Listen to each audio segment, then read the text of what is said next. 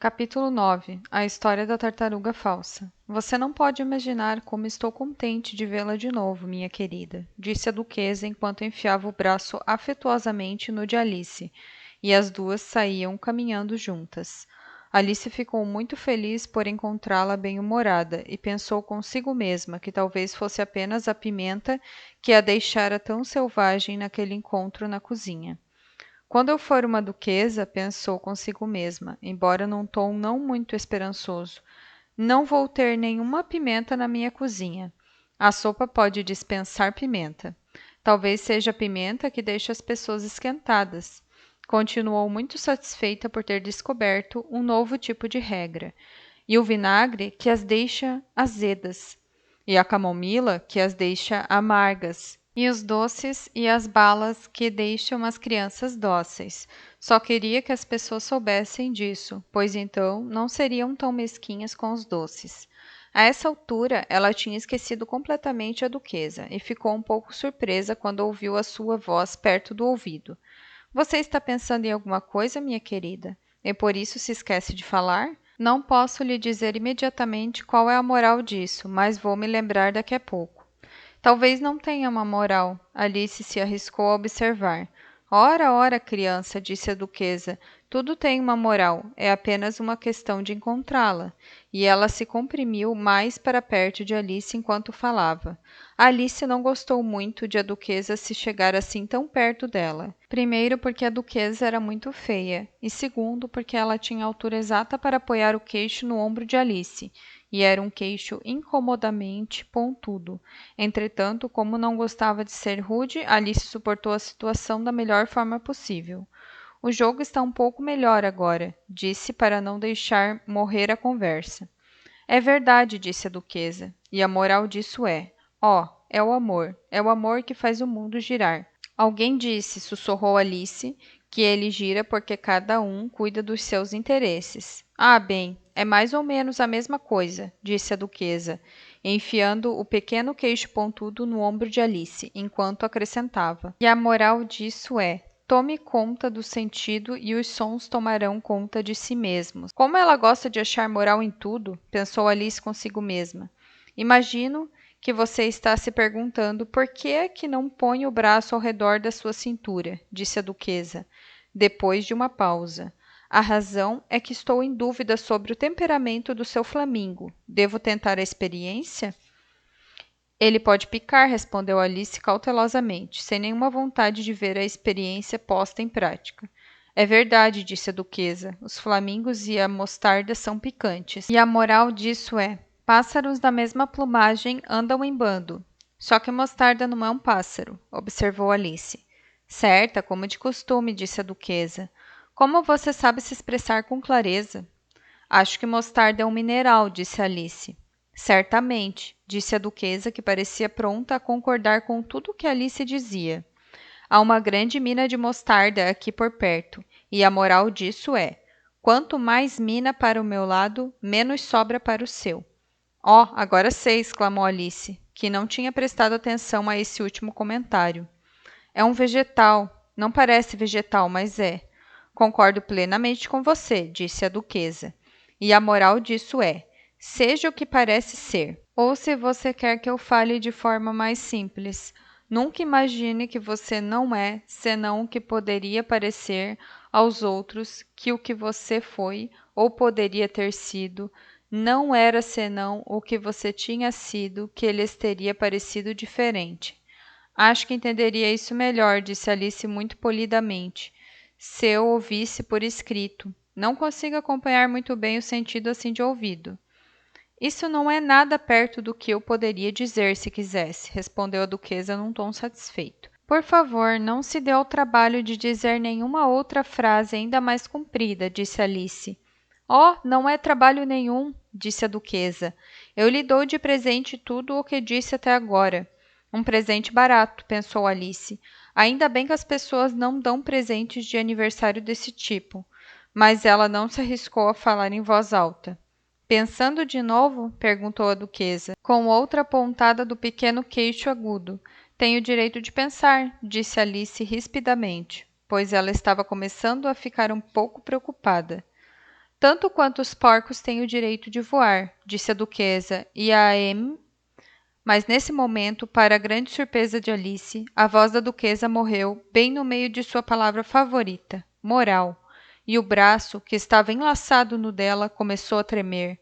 Alice levantou os olhos e lá estava a rainha na frente delas, com os braços cruzados, o sobrolho franzido, como numa tempestade. Um belo dia, Vossa Majestade, começou a duquesa numa voz fraca e baixa. Bem, estou lhe avisando, gritou a rainha, batendo o pé no chão enquanto falava. Ou você ou a sua cabeça vão ter de sumir. E isso sem demora. Faça sua escolha. A duquesa fez a sua escolha e desapareceu num piscar de olhos.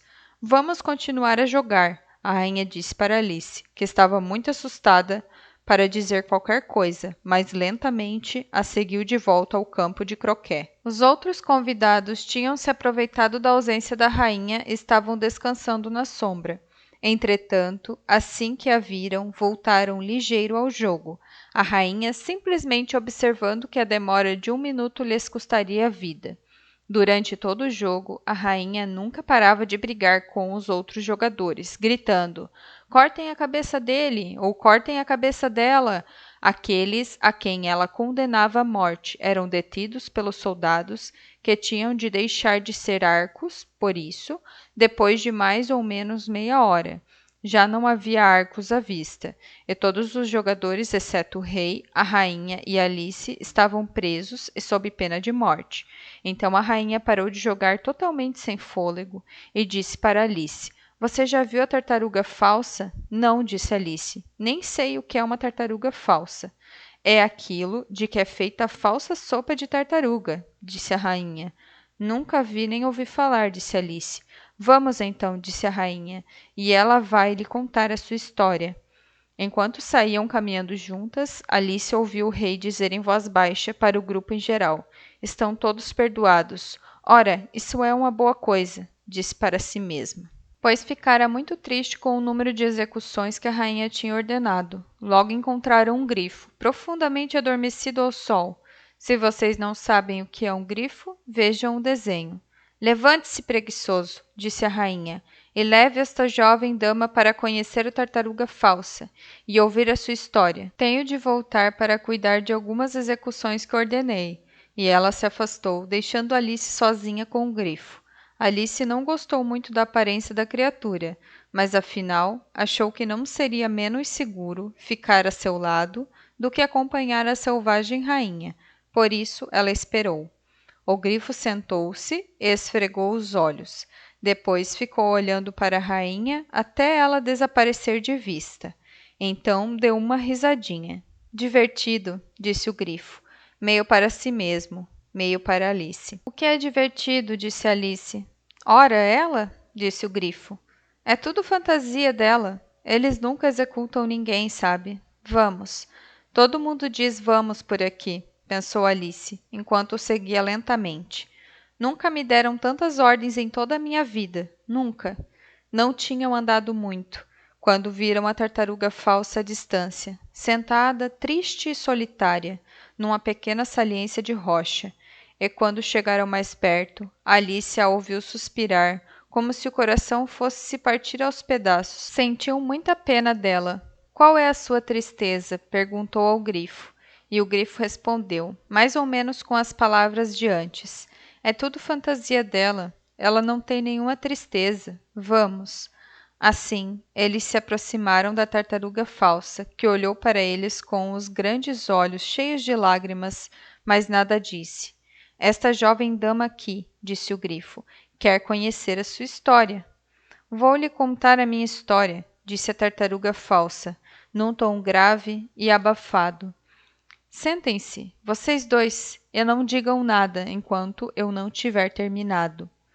Eles se sentaram e ninguém falou por alguns minutos. Alice pensou consigo mesma. Não sei como é que ela vai terminar a história, se não a começa, mas esperou pacientemente. Antigamente, disse a tartaruga falsa por fim, com um profundo suspiro, eu era uma tartaruga verdadeira. Essas palavras foram seguidas por um longo silêncio, só quebrado por uma exclamação ocasional de "ojicr" do grifo e o soluçar pesado e constante da tartaruga falsa. Alice estava quase se levantando e dizendo: "Obrigada, minha senhora, pela sua história interessante."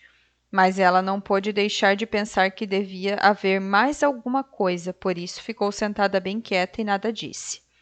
"Quando éramos pequenas", continuou a tartaruga falsa, por fim, mais calma, embora ainda soluçasse um pouco de vez em quando. "Íamos à escola no mar. A mestra era uma velha tartaruga. Nós a chamávamos de Jabuti." "Por que a chamavam assim, se ela não era um jabuti?" perguntou Alice. "Nós a chamávamos de Jabuti porque ela nos botava algo na cabeça", disse a tartaruga falsa zangada. "Realmente, você é muito estúpida." "Você devia se envergonhar de fazer uma pergunta tão simples", acrescentou o grifo. E os dois ficaram em silêncio e olharam para a pobre Alice, que estava prestes a se enfiar chão adentro. Por fim, o grifo disse para a tartaruga falsa: "Continue, minha velha.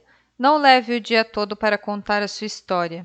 E ela continuou com as seguintes palavras: "Sim, íamos à escola no mar, embora você talvez não acredite." "Nunca falei que não acreditava", interrompeu Alice. "Falou sim", disse a tartaruga falsa. "Cale-se", acrescentou o grifo. Antes que Alice pudesse falar de novo, a tartaruga falsa continuou: "Tivemos a melhor das educações. Na verdade, íamos à escola todos os dias." "Eu também já frequentei uma escola diária", disse Alice. "Não precisa se orgulhar tanto disso." "Com extras?" perguntou a tartaruga falsa, um pouco ansiosa. "Sim", disse Alice. "Estudávamos francês e música." "E lavagem", disse a tartaruga falsa.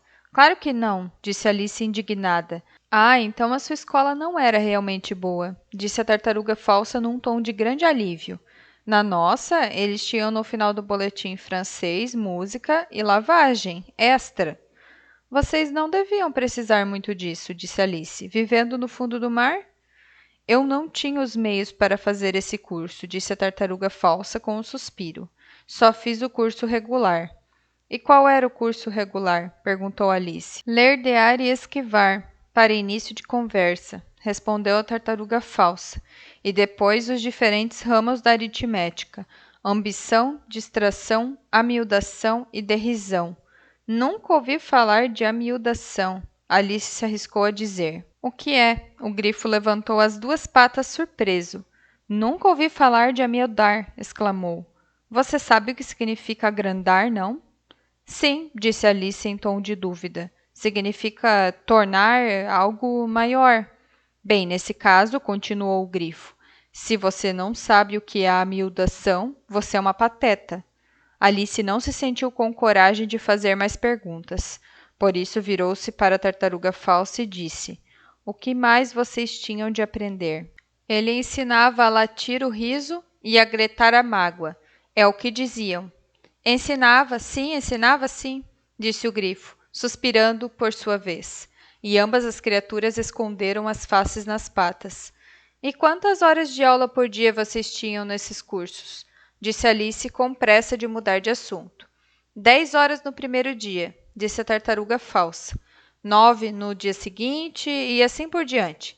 "Que plano esquisito!" exclamou Alice. "É por isso que são chamados de cursos", observou o grifo, "porque ficam mais curtos a cada dia."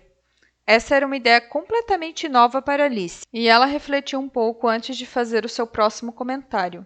"Então, o 11º dia devia ser um feriado, não?" "Claro que era", disse a tartaruga falsa.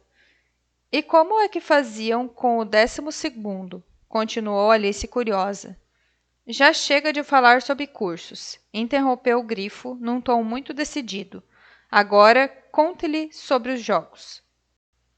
Capítulo 10. A quadrilha das lagostas. A tartaruga falsa suspirou profundamente e passou as costas de uma das barbatanas sobre os olhos. Olhou para Alice e tentou falar, mas por 1 ou 2 minutos os soluços lhe embargaram a voz. "Exatamente, como se tivesse um osso trancado na garganta", disse o grifo, e pôs-se a sacudir a tartaruga falsa e a lhe dar socos nas costas. Por fim, a tartaruga falsa recobrou a voz e, com lágrimas a correr pelas bochechas, continuou: Você talvez não tenha vivido muito tempo no fundo do mar. Certamente que não, disse Alice. E talvez nunca tenha sido apresentada a uma lagosta. Alice começou a dizer: Certa vez provei. Mas se conteve a tempo e disse: Não, nunca.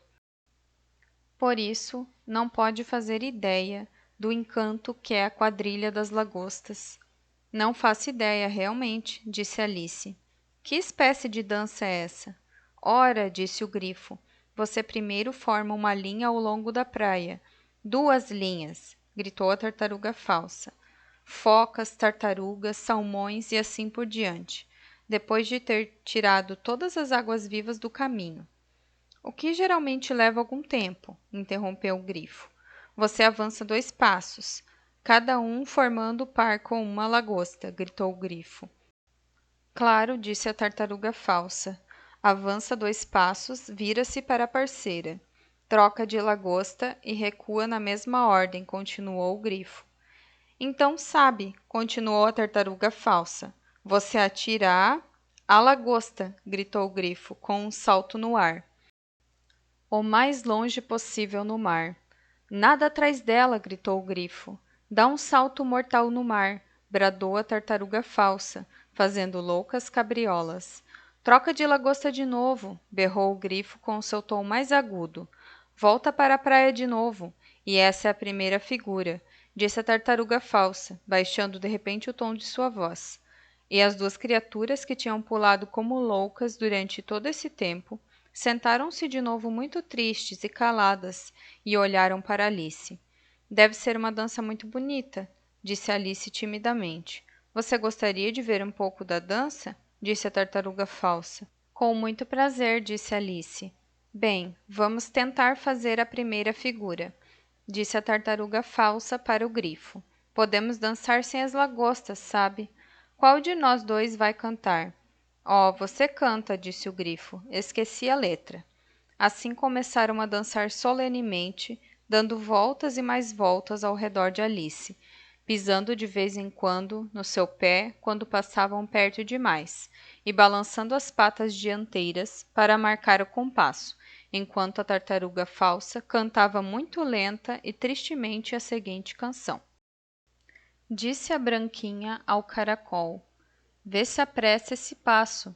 Pisam na minha cauda, há um delfim em nosso encalço. Lagostas e tartarugas, ansiosas, avançam. Esperam entre os seixos. Você vai entrar na dança? Não vai, vai, não vai. Você vai entrar na dança? Vai, não vai, vai. Você não vai entrar na dança? É tão delicioso, você nem pode imaginar, quando nos atiram com as lagostas para o mar. Mas, disse o caracol, longe demais, sem confiança. Ficava muito grato, mas não ia entrar na dança. Não, não podia, não, não ia entrar na dança. Não, não ia, não, não podia entrar na dança. Longe? Mas e daí? Respondeu a amiga escamada. Você bem sabe que existem praias do outro lado. Se longe da Inglaterra, muito mais perto da França. Meu caro, não tenha medo. Trate de entrar na dança. Não vai, vai, não vai. Você vai entrar na dança. Vai, não vai, vai. Você não vai entrar na dança? Obrigada, é uma dança muito interessante, disse Alice, muito contente de que tinha por fim acabado, e gostei muito dessa canção curiosa sobre a branquinha. Oh, quanto à branquinha, disse a tartaruga falsa. Elas, você já as viu, não é? Sim, disse Alice, já as vi muitas vezes no Jan, mas se conteve a tempo. Não sei onde fica Jan, disse a tartaruga falsa, mas se você já as viu tantas vezes, deve saber como elas são. Acredito que sim, respondeu Alice pensativa. Todas têm o rabo na boca e são cobertas de migalhas de pão. Você está errada sobre as migalhas de pão, disse a tartaruga falsa. As migalhas sairiam todas com a água do mar, mas elas realmente têm os rabos nas bocas, e a razão é que Nesse ponto, a tartaruga falsa bocejou e fechou os olhos. Diga-lhe a razão e tudo mais, disse ela ao grifo. A razão, disse o grifo, é que elas quiseram ir com as lagostas para a dança e foram atiradas bem longe no mar e prenderam os rabos bem apertados nas bocas e não conseguiram desprendê-los de novo. Só isso. Obrigada, disse Alice. É muito interessante. Nunca aprendi tanto sobre as branquinhas. Posso lhe dizer muito mais, se quiser, disse o grifo. Sabe por que elas são chamadas de branquinhas? Nunca tinha pensado nisso, disse Alice. Por quê? Elas servem para cuidar das botas e dos sapatos, respondeu o grifo muito solene. Alice ficou totalmente perplexa. Cuidar das botas e dos sapatos, repetiu num tom admirado. Ora, como é que você cuida dos seus sapatos? Disse o grifo. Isto é, o que os torna tão lustrosos? Alice olhou para os sapatos e pensou um pouco antes de dar a resposta. Acho que são lustrados com graxa pretinha. As botas e os sapatos no fundo do mar, continuou o grifo com uma voz grave, são lustrados com as branquinhas. Agora você sabe. E de que eles são feitos? Perguntou Alice num tom de grande curiosidade. Solhas e sardos, é claro, respondeu o grifo um tanto impaciente. Qualquer camarão lhe daria essa informação. Se eu fosse a branquinha, disse Alice, cujos pensamentos ainda estavam acompanhando a canção, teria dito ao Delfim: para trás, por favor. Não o queremos conosco. Eles eram obrigados a aceitar o Delfim no seu meio, disse a tartaruga falsa. Nenhum peixe sensato iria a algum lugar sem um Delfim. Realmente? Disse Alice num tom de grande surpresa. Claro que não, disse a tartaruga falsa. Ora, se um peixe viesse falar comigo e me dissesse que ia fazer uma viagem, eu diria: com que Delfim? Você quer dizer com que fim? Disse Alice. Quero dizer o que digo, respondeu a tartaruga falsa, num tom ofendido, e o grifo acrescentou: Vamos ouvir algumas das suas aventuras. Eu poderia lhes contar as minhas aventuras, a partir de hoje de manhã, disse Alice um pouco tímida. Mas não adianta voltar atrás para ontem, porque eu era então uma pessoa diferente. Explique o que quer dizer, disse a tartaruga falsa. Não, não, as aventuras primeiro, disse o grifo, num tom impaciente. Explicações levam um tempo danado. Assim Alice começou a lhes contar as suas aventuras desde o momento em que viu pela primeira vez o coelho branco. Ela estava um pouco nervosa logo no início, pois as duas criaturas se chegaram muito para perto dela, uma de cada lado, e encararam os olhos e as bocas, mas foi ganhando coragem enquanto continuava a contar. Seus ouvintes ficaram em silêncio absoluto até ela chegar à parte em que tinha recitado: Você está velho, pai William.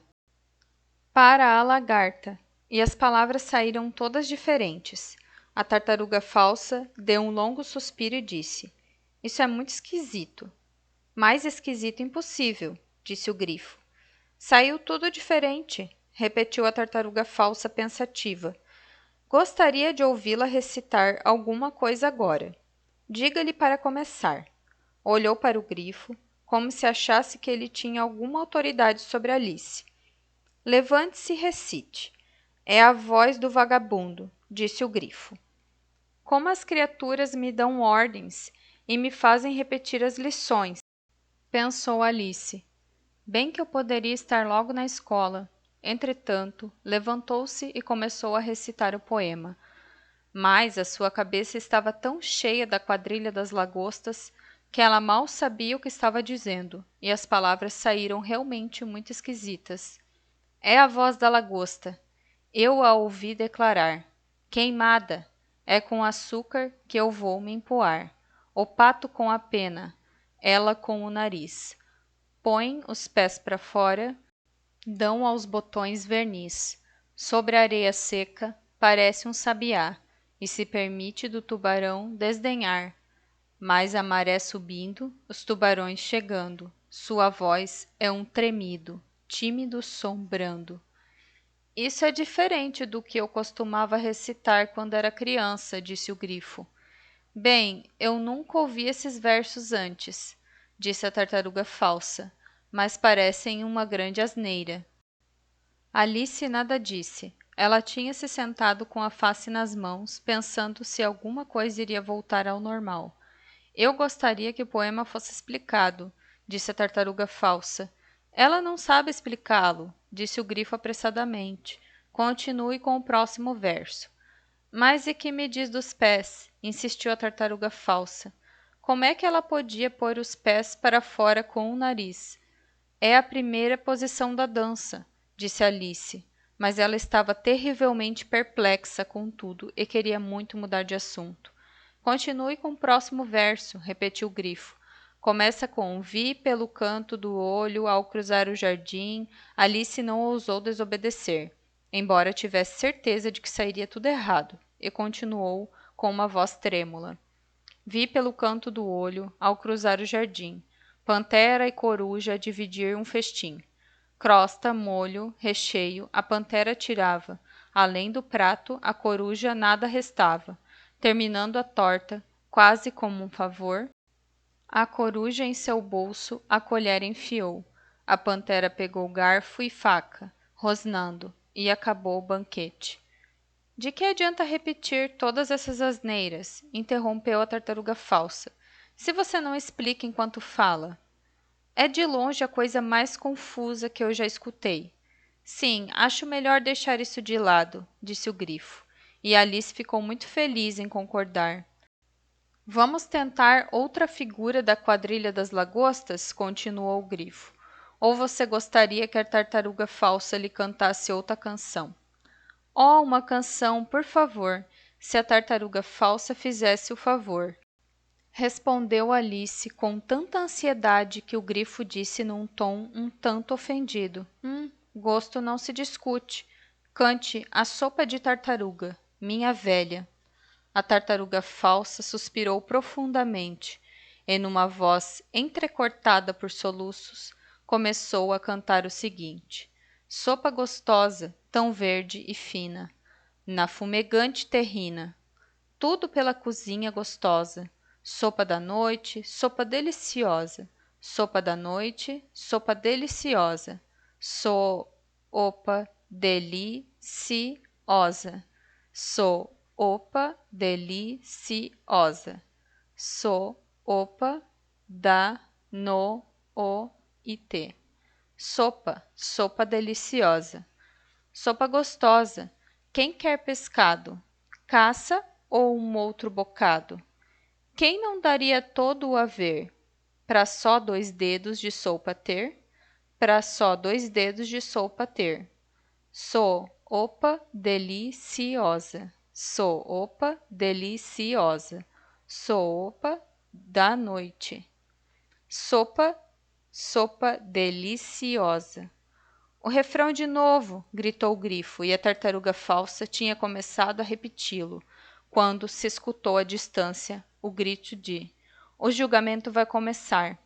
Vamos, gritou o grifo, e pegando Alice pela mão saiu correndo, sem esperar pelo fim da canção. Que julgamento é este? Disse Alice ofegante, enquanto corria, mas o grifo apenas respondeu, vamos, e passou a correr ainda mais rápido, enquanto cada vez mais fracas chegavam até eles, carregadas pela brisa que os seguia, as palavras melancólicas, sopa da noite, sopa deliciosa.